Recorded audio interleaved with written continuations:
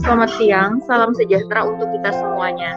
Adik-adik sekalian, hari ini kita akan belajar tentang pengantar antropologi sosial budaya.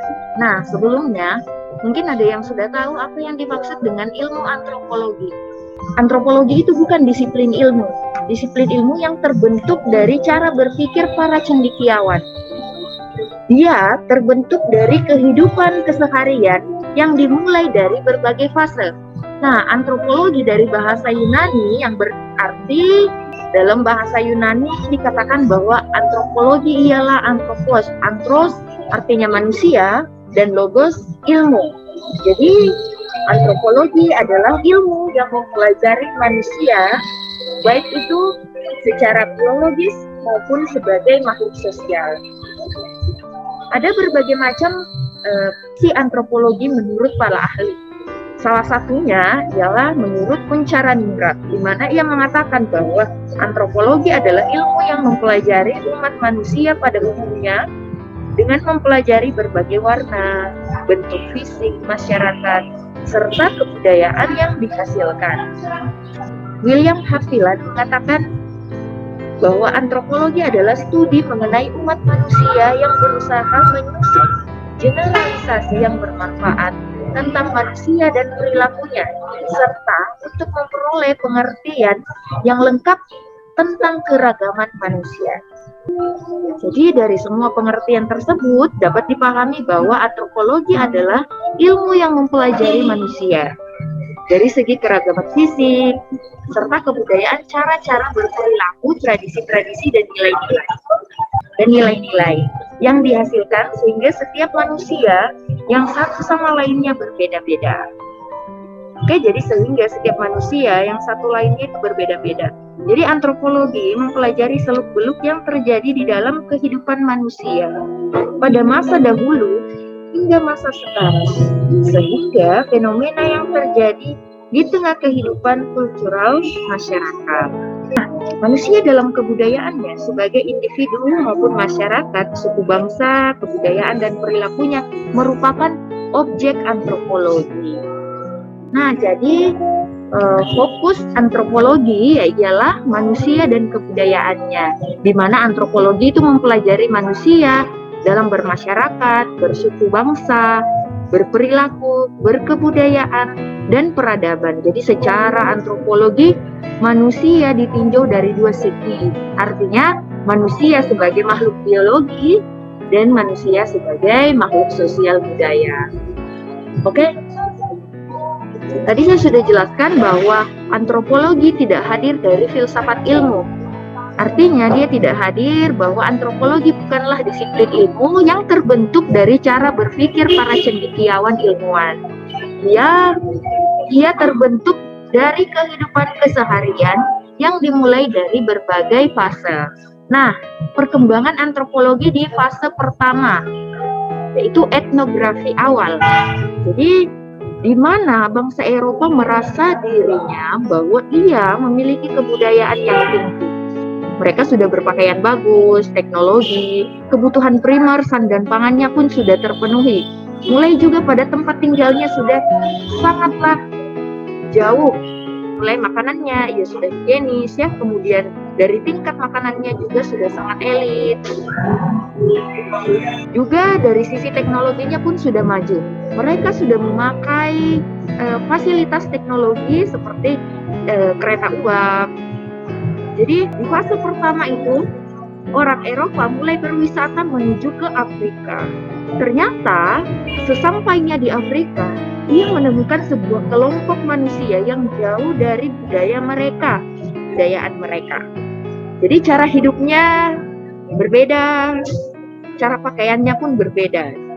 Ada yang masih memakai kain yang sangat tipis, ada yang memakai baju dari kulit binatang.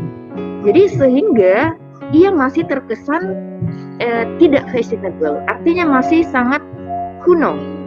Nah, makanannya juga masih sangat sederhana. Ada yang dibakar langsung tanpa menggunakan rempah-rempah. Rumahnya pun demikian, masih sangat terkesan kumuh, jauh dari rumah yang ada di Eropa. Nah, jadi teknologi transportasinya pun juga masih mengandalkan tenaga hewan. Nah, setelah mereka mempelajari itu, kemudian mereka mencatat bahwa ada yang berbeda dari kebudayaan kita di luar dari. Jadi ada yang beda dari kebudayaan orang Eropa ternyata. Dia menganggap bahwa budaya mereka itu sangat tinggi. Di luar sana masih banyak yang jauh dari kebudayaan mereka. Artinya masih banyak yang primitif. Maka muncullah kata primitif itu yang namanya etnosentris. Etnosentris ya ialah membanggakan suatu suku bangsa bangga dengan sukunya dan menilai kebudayaan orang lain itu adalah rendah. Nah, setelah itu masuklah kepada fase kedua, antropologi dan etnologi. Di sini adalah era Renaissance atau era pencerahan, di mana bahasa dalam filsafat banyak ilmu yang terbentuk dari filsafat-filsafat seperti sosiologi. Nah, inilah salah satunya teologi. Jadi di era 16, 17 sampai 19 dilakukanlah sebuah penelitian untuk mencatat orang-orang yang di luar Eropa termasuk Rusia. Karena Rusia di sini masuk ke dalam benua Asia. Nah, muncullah teori evolusi bahwa kita duluan dicatat perbedaannya, kemudian yang di luar Eropa itu lambat berevolusi, muncullah teori diffusi, yaitu persebaran budaya di abad ke-19. Namun sejalan beriringnya waktu, masuk perang kedua dan khususnya pertama dan kedua ini, disitulah disadari bahwa bangsa Eropa ada juga perlawanan dilihat dari bangsa lain. Sementara para cendekiawan ini kan sudah mempelajari budaya mereka, budaya yang ada di luar Afrika, Eropa. Maka berlanjutlah kepada fase ketiga, antropologi sosial dan antropologi budaya. Nah, digunakanlah para antropologi untuk menguasai wilayah jajahan. Dipelajarilah itu bangsa-bangsa di mana ia dikuasai secara tindakan maupun cara berpikirnya, apa yang ia mau. Nah, sementara orang Eropa ini sangat kaya. Namun seiring waktu berkembang, masuk kepada fase keempat,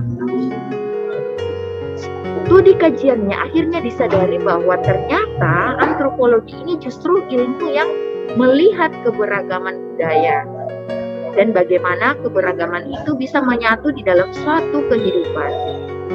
Sepertilah di Indonesia contohnya, banyak suku bangsa tapi dia hidup sebagai kehidupan bangsa Indonesia. Padahal banyak suku, banyak agama, keyakinan, beragam semua. Jadi akhirnya digunakanlah antropolog untuk menjelaskan itu secara ilmiah. Kenapa terjadi keberagaman? Apa sih itu budaya?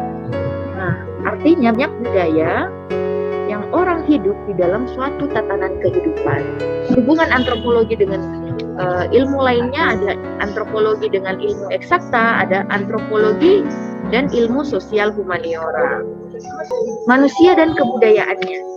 Jadi antropologi dalam ilmu eksakta maupun dalam ilmu sosial humaniora, kalau di dalam ilmu eksakta itu kita melihat teknik yang mempengaruhi budaya, atau maksudnya adalah teknik arsitek dan bangunan mempengaruhi budaya, letaknya dan konsep minimalis. Jadi ada konsep minimalis sehingga arsitek itu adalah orangnya, ia mengetahui bahan jumlahnya, bangunan tersebut sekian, namun ada konsep di mana konsep itu merupakan budaya, dia memiliki fitur-fitur tersendiri atau kelayakan sehingga rumah itu dikatakan minimalis. Seperti halnya juga pada mobil yang memiliki 2 kursi. Banyak yang beli mobil 2 kursi itu bukan sebagai konsumsi publik, tapi di mana pada kebutuhannya pabrik mengeluarkan 4 orang, minimal 4 orang dalam mobil tersebut, sehingga kenyamanan masuklah kepada kultural. Namun kalau dari segi humaniora, contohnya Fakultas Sastra Budaya, ada yang di ekonomi, hukum, budaya, percabangan studi linguistik, politik, dan hukum. Jadi pengkajian ilmu sosialnya itu ada berbagai macam. Jadi antropologi lifestyle, politik, antropologi kenakalan remaja, drugs, masuk lagi antropologi yang hubungannya dengan religi. Nah, seperti itu. Jadi banyak penggabungan atau percabangan ilmu-ilmu studi baik terkait dengan ilmu eksakta maupun ilmu sosial humaniora. Nah, manusia adalah makhluk hidup yang sempurna sebab memiliki aspek fisik dan aspek non-fisik. Aspek fisik manusia ialah raga yang mesti merupakan hal temporary, namun dalam perkembangannya sangat dipengaruhi oleh kebudayaan. Aspek non-fisik manusia merujuk pada budaya atau kebudayaan, yang mana terbentuk melalui proses belajar dalam kehidupan keseharian, baik dalam konteks non-formal, formal, maupun informal. Jadi antropologi sebuah ilmu tentang manusia yang kemudian berfokus pada budaya atau kebudayaan manusia dengan pemahaman bahwa budaya atau kebudayaan merupakan inti dari kehidupan manusia itu sendiri, sebab menjadi panduan dalam menjalani hidup dan dalam kehidupan masyarakat. Contohnya nih, seperti ini. Kenapa sih di Mengkendek itu banyak orang yang Nasrani, namun ada juga orang Muslim sebagian kecil. Tidak hanya di Mengkendek itu tidak hanya orang Toraja, tetapi ada juga orang Bugis, ada orang Makassar, ada orang Palopo. Kenapa dia bisa hidup di dalam satu tatanan kehidupan? Ia sama-sama menjalani kehidupan, padahal mereka beragam. Nah, inilah manusia dengan kebudayaannya. Jadi ada aspek yang mempengaruhi antara manusia dengan kebudayaannya. Jadi meskipun kebudayaan kita berbeda-beda, namun pada dasarnya kita adalah makhluk sosial yang kita berproses pada sebuah kebudayaan. Kita beriringan. Contohnya nih,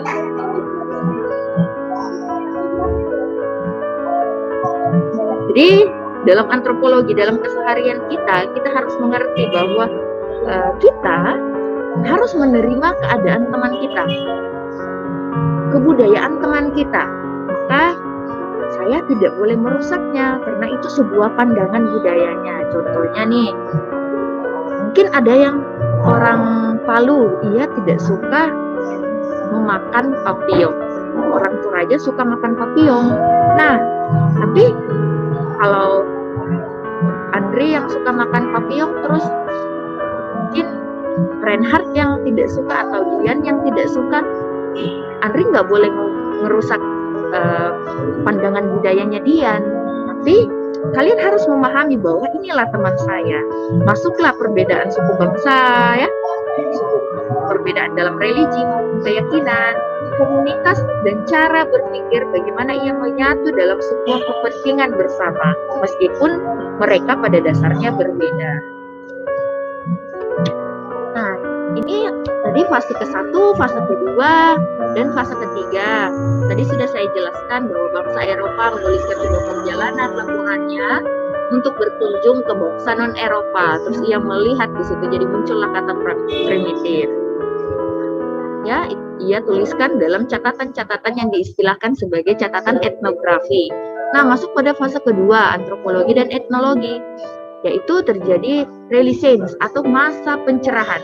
Pada fase ini antropologi menjadi label untuk ilmu mengenai aspek fisik manusia dan etnologi menjadi label untuk ilmu mengenai aspek non-fisik manusia.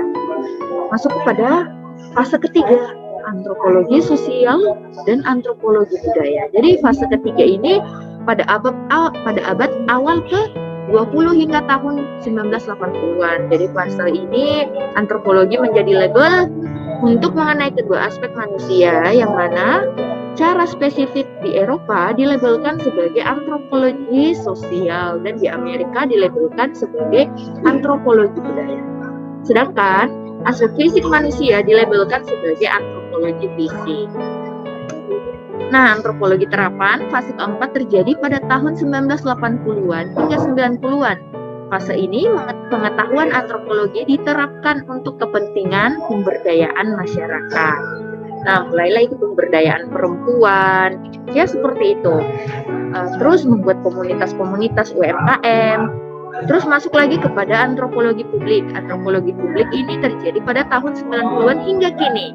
Jadi pada fase ini, para antropolog bekerja sama dengan masyarakat yang mengalami kendala sosial budaya untuk menemukan solusi agar kendala yang dihadapi dapat diminimalisir. Jadi kendala yang dihadapi dapat diminimalisir atau bahkan dihilangkan. Nah, disinilah tugasnya antropolog.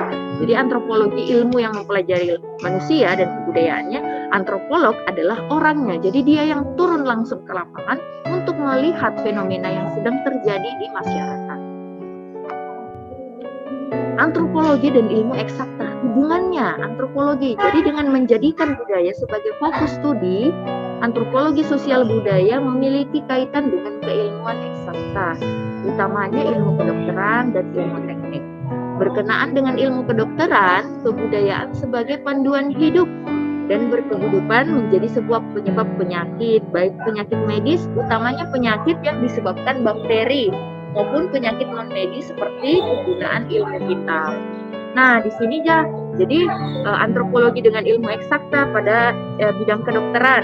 Seperti halnya dalam bidang kedokteran, COVID itu dianggap sebagai virus. Sedangkan dalam pandangan budaya, orang lain ada yang menganggap bahwa itu bukanlah sebuah virus, tapi itu adalah flu biasa. Yang dengan istirahat, dengan minum mungkin ramuan tradisional itu dapat menyembuhkan. Terus ada juga orang yang sedang sakit, nggak tahu sakitnya kenapa, itu dianggap adalah penggunaan ilmu hitam. Nah, dicarilah pengobatannya melalui non-medis. Jadi banyak pandangan-pandangan antropologi yang terkait dengan culture. Terus berkenaan lagi dengan ilmu teknik, suatu produk tentu saja tidak akan digunakan tanpa memiliki kegunaan, yang dimana suatu kegunaan tersebut berdasar pada sebuah kebudayaan. Nah, itu tadi bahwa kita lihat di Indonesia itu ada mobil yang hanya bisa memuat kapasitas 2 orang. Tapi bukan seperti itu. Itu bukanlah konsumsi publik, melainkan mobil yang dikeluarkan oleh pabrik itu kebanyakan yang minimal dapat memuat 4 orang. Sehingga itu muncul rasa kenyamanan kepada penggunanya.